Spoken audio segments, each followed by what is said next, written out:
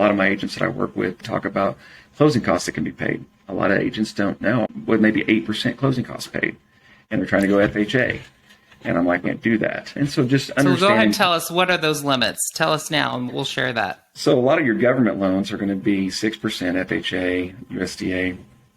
Conventional can vary anywhere from, if it's 2% on investment property, 3%, depending on what you're putting down, all the way up to 9% on a conventional loan. But they can vary. So I would say if you're an agent and you don't know for sure, get with your lender as you're writing up an offer and ask for a cost estimate, and the lender can let you know what you're looking at. How much to write those closing costs for, what the limit is. Yeah, and the same goes with if you got an FHA loan, for instance, and you're trying to buy a house without utilities on. Agents don't know that, hey, that house isn't going to work. And just little things. And I think it's with all of us.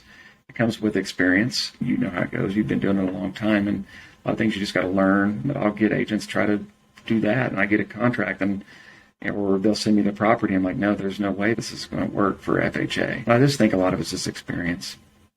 So speaking of that, when we're talking about an FHA property, what are some of the red flags? If you have an FHA buyer and you're touring some homes, what are some of the red flags you need to be looking out for that this house is not going to go with this financing package? The number one thing I'm going to look at is, if I'm looking at pictures online, does it have flooring? Does it have peeling paint? You'd be surprised. It happens. Peeling paint, flooring, trim, are the appliances there?